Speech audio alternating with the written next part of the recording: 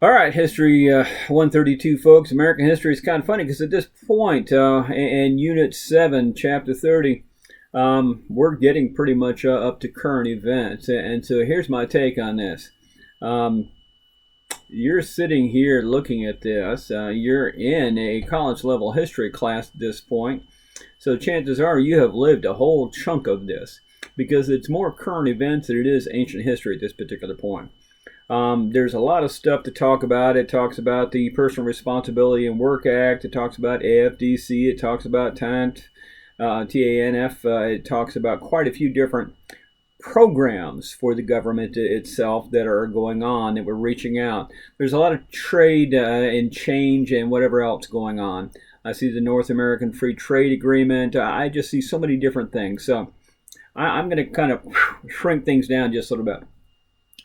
I left off the last discussion talking about George Bush. There's George W. Bush and George H.W. Bush. George H.W. Bush is George Herbert Walker Bush. He's Bush 1. George Walker Bush is Bush 2. All right, and so there's a gap in the presidents. The one I want to talk about is George W. Bush. And here's the issue. He becomes president and he takes over and he inherits a lot of problems. He takes over after Bill Clinton. He takes over after the bit of fiasco. He's a bit of a leveling influence, but here's the issue. What he doesn't know is he doesn't know about Osama bin Laden. He doesn't know about Al-Qaeda. He might be aware that when the Soviet Union invaded Afghanistan, they had their own version of Vietnam, that they fought a war that was never ending, a war they couldn't win, a war they kept on pumping money into, and they couldn't win. Part of the reason they couldn't win is because we were funding the opposition. We were funding a couple of small groups of people that were freedom fighters. One of those people is going to be Osama bin Laden. He is a relatively wealthy man in the first place, not relatively, but incredibly wealthy. And so he was leading a group of jihadists. He was leading a group of folks that believe that rejecting this other government, rejecting Western democracy, rejecting Christian values is a holy war. And so we helped them and we funded them. We helped to train them. And then what's going to happen is during the presidency of George W. Bush, it's going to bite us in the ass. Pardon the phrasing, but that is just so what happened. Because what will happen is when the Soviets leave Afghanistan, we're going to go help in Afghanistan. And there's a small division between helping and interfering. What happens is this. It's going to become a terrorist organization that is going to stage an attack on the United States. It's going to be incredibly organized. What they will do is they will take people, they will infiltrate in the United States. These people will get jobs. These people won't become citizens, but they'll live here for years. They'll take pilot training. They'll take college.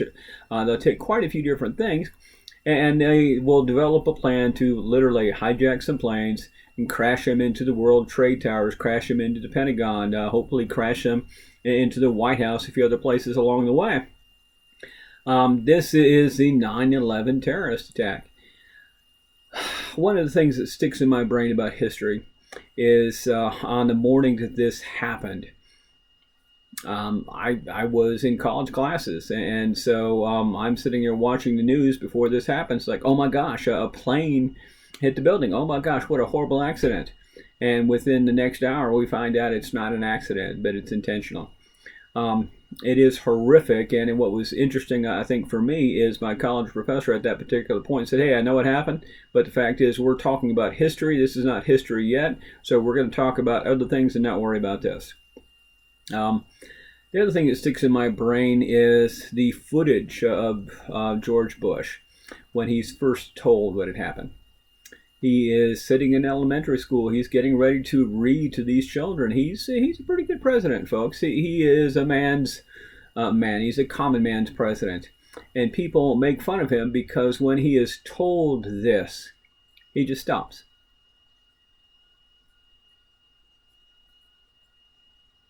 And that's the thing. In a few seconds, you saw me just sitting there. You go, okay, wait, did it freeze? What happened? What's going on? And he stops because what he knew before he went into the room is a small plane hit the trade tower. What he finds out when he's there is it's not a small plane, it is a commercial flight. He's given pause because what has come down crashing on him is the immensity of what has just happened. And what he does is he wants to put something forward that is not going to terrify these children, not going to panic anybody else, but go ahead and handle this. And I think he does a pretty good job. We end up with the War for Terror. We end up with the Patriot Act. We end up with quite a few things that are historical. The Homeland Security Act, the Patriot Act, just so many things. Life changes. This is dramatic. This is traumatic. This is terrorizing in such a way. And many of the people that, right now are just college age don't understand how much life has changed. I was explaining to another class, listen, I can remember 30 years ago, I used to fly quite a bit. I can remember arriving at the airport literally 10 minutes before my plane left, running up to the counter saying, hey, I got to go catch this plane. And the guy saying, okay, here's your ticket. Go ahead and run. And running through the airport, bag in hand. That doesn't happen nowadays. If you're running through an airport with your bag in hand, someone's going to stop you. We're not talking about security checkpoints. We're not talking about crowds. If you arrive at an airport now 10 minutes before your flight leaves, you ain't going to be on it. That's not the way it works.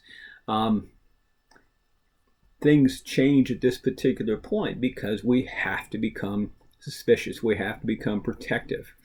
I tell students when I was working on my master's, I had to do research on terrorist organizations.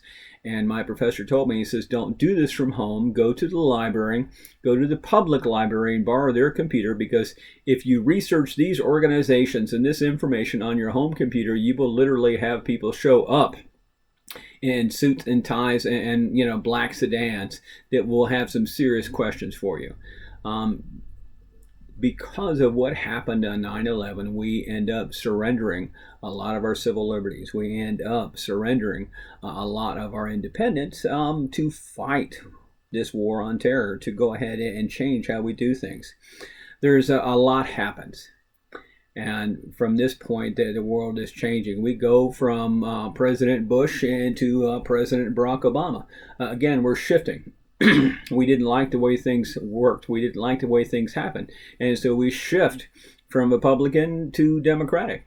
We shift from being an authoritarian president and regime to somebody who's going to reach out more, who's going to try to incorporate more. The problem that we run into is you can be president all you want, but unless you have a cooperative Congress, then you're not going to get much accomplished. Unfortunately, when Barack Obama first gets elected, he has a Congress that's helpful, doesn't accomplish much. I think the thing we run into is the Affordable Care Act. There's a lot of things that happen, folks. When George Bush is president, we think there's going to be an issue financial. We're not aware that how much of a looming disaster financially the housing market is. When we are, he does the same thing that Hoover did at the end of his time as president. He tries to put a Band-Aid on it. By the time Barack Obama comes in, that Band-Aid is nowhere near working and it blows up. And so we start to hit a huge recession.